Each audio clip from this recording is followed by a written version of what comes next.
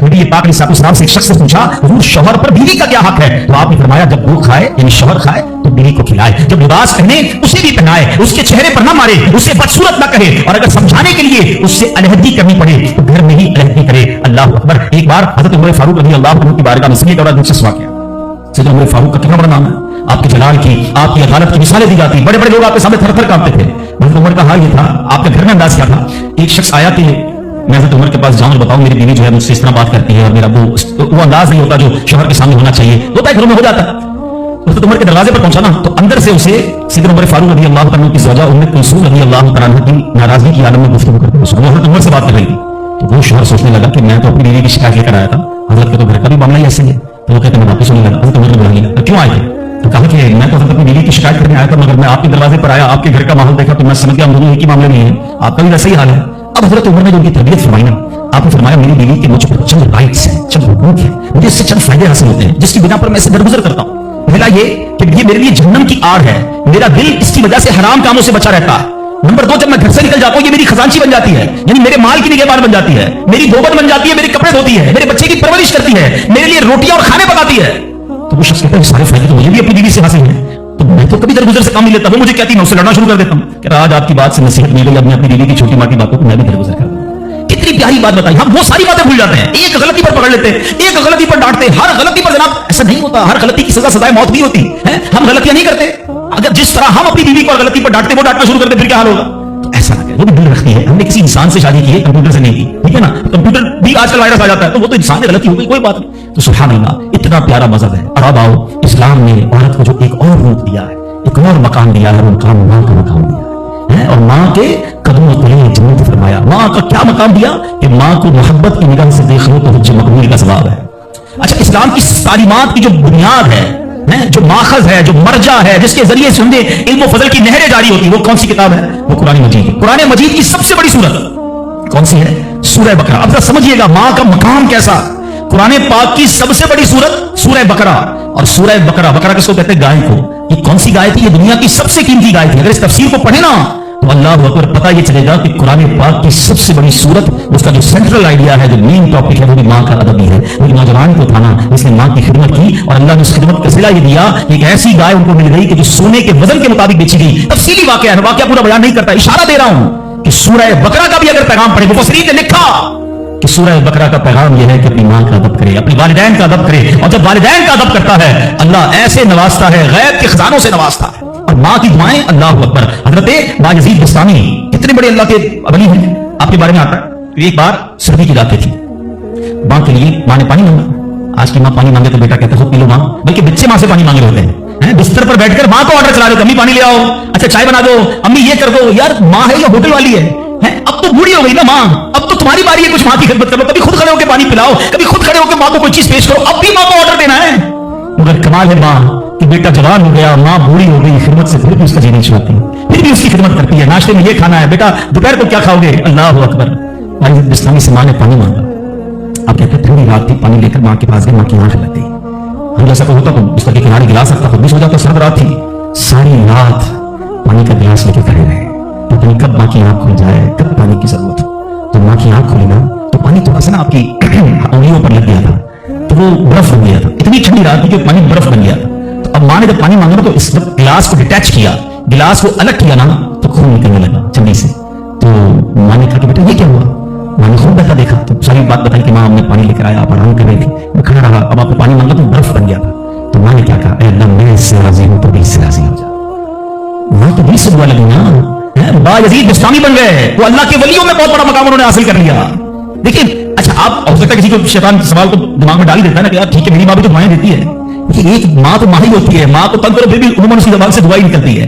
एक दुआ वो है कि आप मां से कहीं ना मां दुआ दे, एक दुआ वो है कि आप कहीं ना मां को खिदमत ऐसी करें कि मां के दिल से दुआ निकले। हाँ, आपको बगैर बताए आपका वालिद आपको दुआ दे, आपकी मां आपको दुआ दे, वो दुआ जो है ना, हाँ किताबों में लिखा कि वालिदैन की दुआ औलाद के हक में कबूल होती है। हाँ, अगर दिल से दुआ निकले ना, मां बाप दुआ देते और वो भी दिल से दुआ देते, फिर तो कैसा मर्तबा है। और सुभान अल्लाह, माँ बाप के बारे में किताबों में यहां पर लिखा कि बेटा बाप के साथ ऐसे रहे जैसे गुलाम आपका के साथ रहता है। तो बाप से ज्यादा खिदमत का हक किसको कहा गया? तो मां को कहा गया। तो आप सोचिए कि मां के कितने हुकूक बयान किए इस्लाम ने। تو مبارک ہو ان خواتین کو. ماشاءاللہ ہمارا اسلام کس کس موقع پر عورت کے کیسے حقوق بیان کرتا ہے. اور سبحان اللہ, ایک بار نبی پاک علیہ السلام سے سوال ہوا, سوال کرنے والے نے بھی کتنا پیارا سوال کیا, اور یہ حدیث بخاری کی حدیث ہے. اللہ کے نبی علیہ السلام سے عرض کیا, حضور میرے حسن اخلاق کا سب سے زیادہ حقدار کون ہے, کون ڈیزرونگ ہے, سب سے زیادہ مجھے کس کے ساتھ حسن اخلاق کرنا ہے. حدیث کا خلاصہ نبی پاک نے فرمایا تیری ماں. پھر پوچھا حضور اس کے بعد سیکنڈ, فرمایا تیری ماں. حضور اس کے بعد, فرمایا تیری ماں. 3 بار. پھر اس کے بعد فرمایا تیرا والد. اچھا اب یہاں حدیث تو پوری ہو گئی مگر سبحان اللہ, اچھا کوئی نارمل آدمی, حدیث لوگ کہتے ہیں نا بھائی کسی مفتی صاحب کی کیا ضرورت ہے, تفسیر کی کیا ضرورت ہے, خود ہی قرآن پڑھ لو, خود ہی حدیث پڑھ لو. آج کے دور میں کوئی نارمل آدمی حدیث پڑھے تو خدا نہ خاصہ اس کا رزلٹ کیا لے گا, چلو بھائی والد کو پوچھنا ہی نہیں ہے, 3 بار ماں کا فرمایا نبی پاک نے, ماں کی خدمت کرو, ابا کو ڈالو سائڈ پہ. نہیں, اب اس کی انٹرپریٹیشن پڑھنا ضروری ہوگی, اب اس کی تفسیر اور اس کی شرح پڑھنا ضروری ہوگی. اللہ اکبر, علماء کی شان دیکھیں. پہلے تو علماء نے یہ ڈیبیٹ کیا کہ نبی پاک نے 3 بار ماں کیوں کہا, 1 بار والد کیوں کہا, کیونکہ اللہ کے نبی کی زبان سے جب بھی جو نکلا وہ حق نکلا, وہ ایسی فضول کوئی بات نہیں ہوتی. ہر بات جو ہے وہ بڑی لاجیکلی, بڑی ڈیٹیل, اور اللہ اکبر وہ اللہ کی طرف سے عطا ہوتی ہے. سیدی اعلیٰ حضرت فرماتے ہیں نا, وہ دہن جس کی ہر بات وحی خدا, چشمہ علم و حکمت پہ لاکھوں سلام, وہ زبان جس کو سب کن کی کنجی کہیں, اس کی نافذ حکومت پہ لاکھوں سلام. علماء کہتے ہیں 3 بار جو ماں کہا ہے نا, ایسے نہیں کہا. ماں کے بچے پر 3 احسان ہیں. نمبر 1, ماں بچے کو پہلے ماں اپنے پیٹ میں پالتی ہے, اس کے جسم میں کتنی تبدیلیاں ہوتی ہیں, کتنی تکلیفیں وہ اٹھاتی ہے. نمبر 2, جب پیدائش ہوتی ہے, رائٹ دا ٹائم آف پیدائش, بالکل موت کے قریب سے ہو کر آتی ہے, شدید درد اور ایسی کیفیت ہو جاتی ہے کہ کئی لوگ دنیا سے چلے بھی جاتے ہیں. اور تیسری ماں مہربانی کیا کرتی ہے کہ اپنے بچے کو پالتی ہے. ماں 3 احسان کرتی ہے بچے پر, اس لیے 3 بار ماں کہا. اور ان تینوں احسانوں میں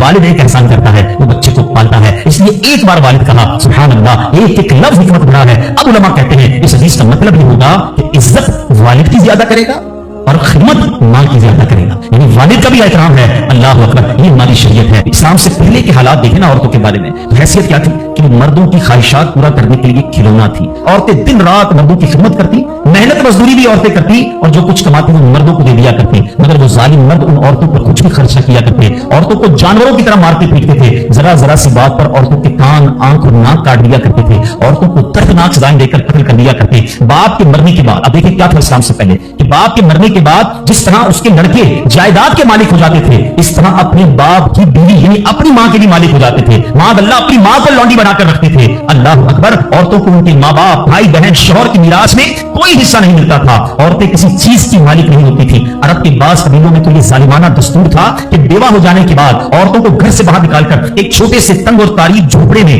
1 سال کے لیے قید رکھا جاتا. کھانے پینے اور تمام ضرورتیں اسی جھوپڑے میں پوری کیا کرتی تھی. بہت سی عورتیں گھٹ گھٹ کر مر جاتی, جو زندہ رہ جاتی وہ 1 سال بعد ان کے دامن میں اونٹ کی مینگنیاں ڈالی جاتی اور ان کو فورس کیا جاتا کہ کسی جانور کے بدن سے اپنے بدن کو رگڑے. پھر اسی گندی حالت میں پورے شہر پر ان کا چکر لگایا جاتا تھا اور گویا یہ اعلان ہوتا تھا کہ اس عورت کی عدت ختم ہو گئی ہے. اللہ اکبر, ایسی رسمیں تھیں, ایسے رواج تھے. عورتیں دل بلاتی, روتی, تڑپتی, مگر ان عورتوں کے زخموں پر کوئی مرہم رکھنے والا نہیں تھا, کوئی فریاد سننے والا نہیں تھا. اللہ اکبر, 12 ربیع الاول کی صبح ثابت کے وقت کائنات میں ایک ایسا نور جلوہ گر ہوا, ایک ایسی شخصیت آئی جہاں جس نے جہالت کے اندھیروں کو ختم کیا, وہاں ساری دنیا کی عورتوں کے لیے ایک ایسے دکھ کا مداوا بن کر آئے. نبی پاک علیہ السلام ایسے احکامات لے کر آئے, اتنی پیاری شریعت اور مذہب لے کر آئے, اس میں اللہ کے دین میں عورتوں کو ایسا مقام عطا کیا کہ سبحان اللہ, عورتوں کی قسمت سے ستارہ چمک اٹھا. اسلام کی بدولت ظالم مردوں کی ظلم و ستم سے کچلی اور روندی ہوئی عورتوں کا درجہ اس قدر بلند ہوا کہ عورت معاملات زندگی اور موت کے ہر مرحلے پر عورت کو باوقار